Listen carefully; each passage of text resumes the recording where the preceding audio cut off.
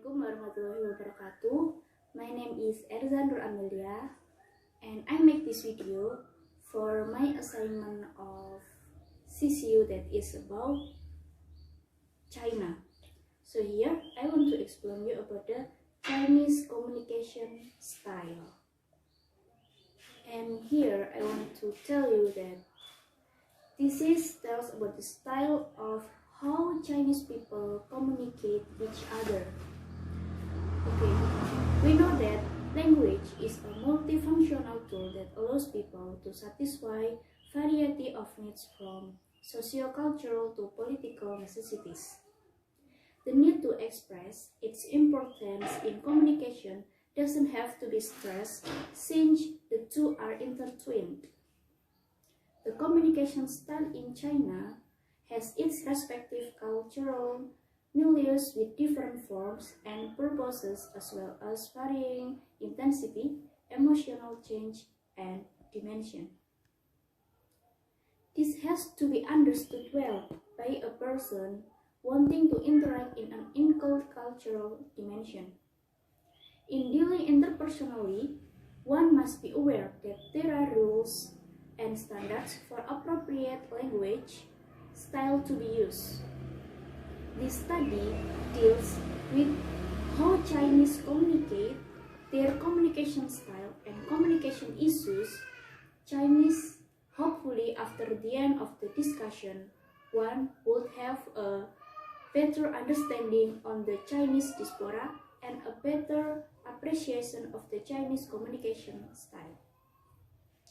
Okay, the Cultural Revolution in China greatly affected the contemporary Chinese way of communicating, particularly with the use of aggressive speech during conflict, formalized speech during public gathering, and humorous speech during of turmoil. Dehumanization using undesirable animals wasn't uncommon during the period when enemies were considered as class. So here I repeat the kinds of the speech of the Chinese.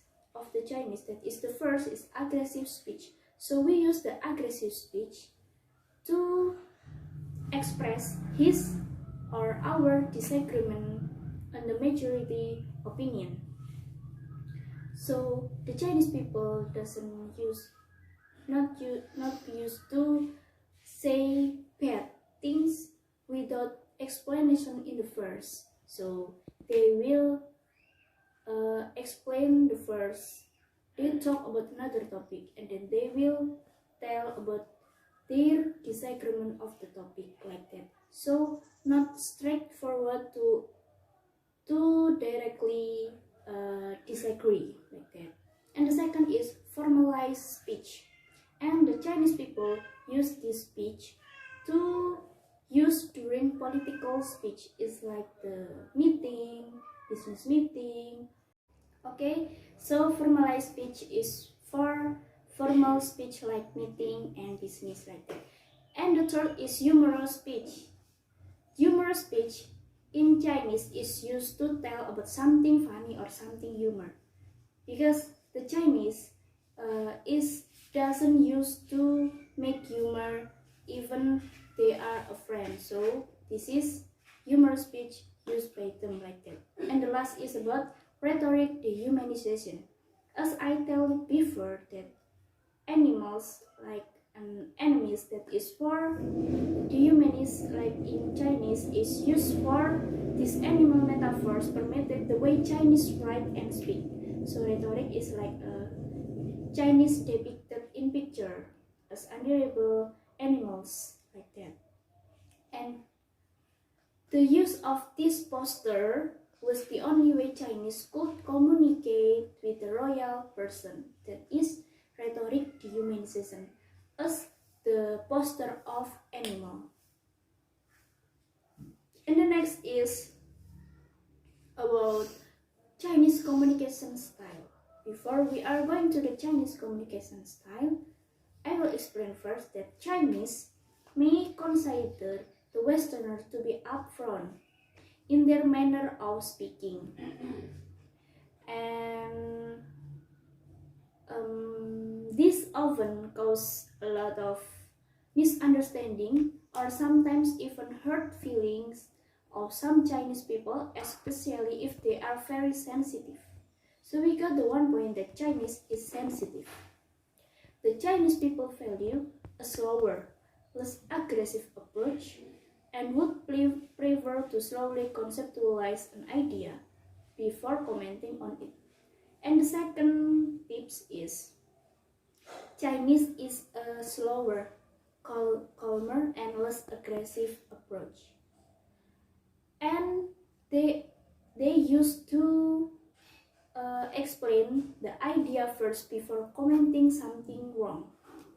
And then the next is Chinese nonverbal communication speaks volumes. It means that Chinese of nonverbal communication is just listen and see.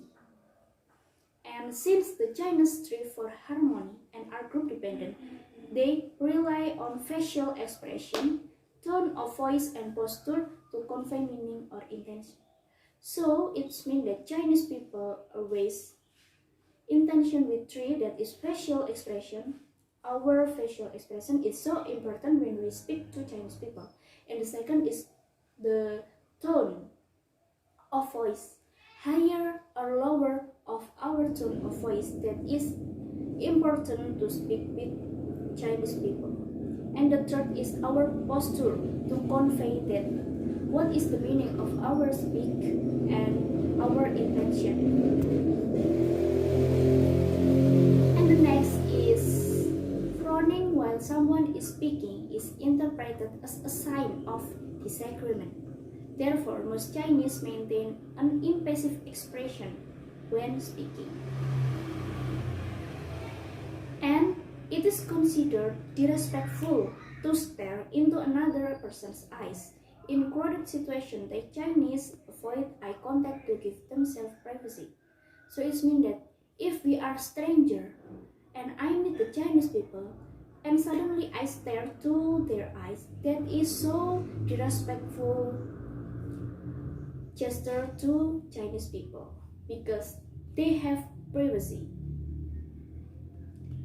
And this is the communication always used by Chinese people is indirect communication. What is that?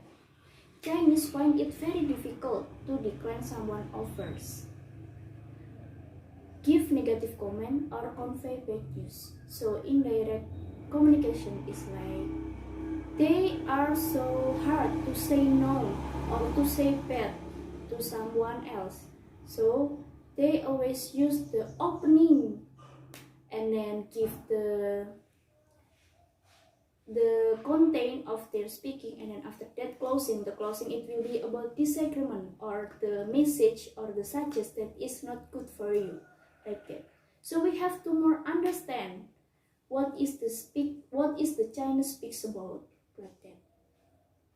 And the next is about high context. Okay, the Chinese always use the high context because Chinese always respect about the person, always respect how to communicate with each other.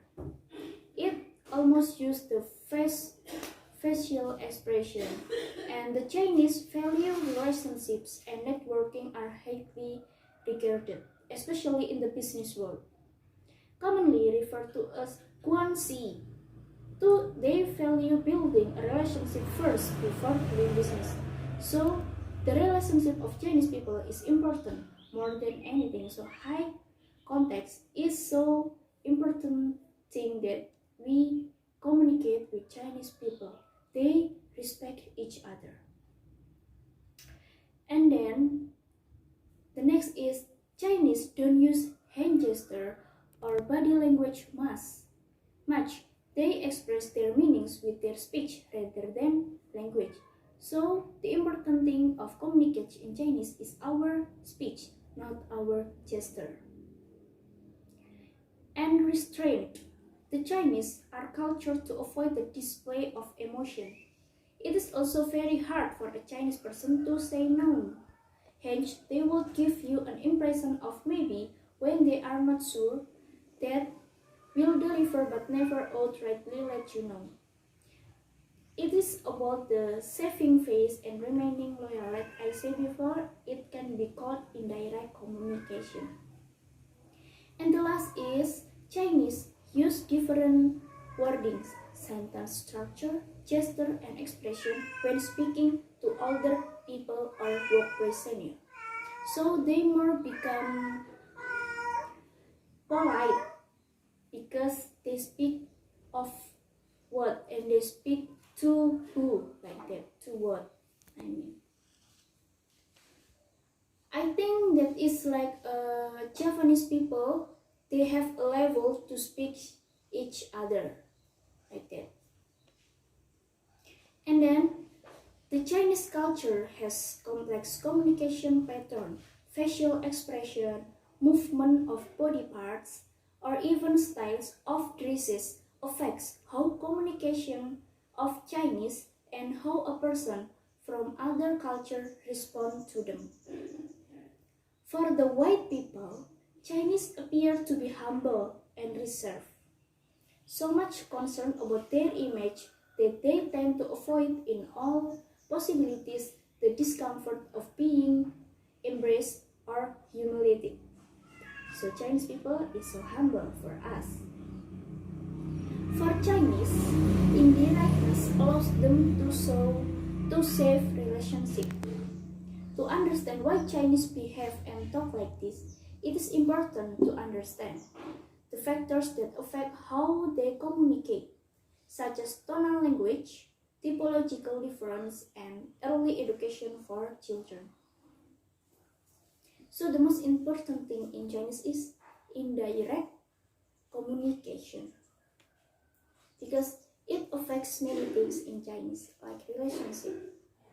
The Chinese communication use the indirect or circular style of reasoning. Kaplan's findings in his comprehensive study between English and Chinese communication style reveal that Chinese tend to be indirect, making illustrative and suggestive remarks first before going to the main issue.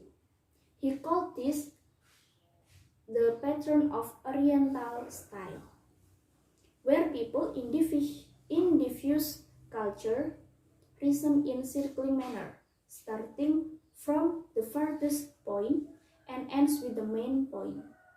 So the Chinese is like the farthest first and then the main point, that is indirect. The Chinese tries to be indirect in their conversation by making the conversation lengthy in order to build relationship. As for them, this is a good strategy to save face and avoid arrogance. Okay, if I can say in Indonesia, it is like the Chinese people like to be basa-basi first before they build a relationship. To know each other first and to know how are you and how the characteristic of you.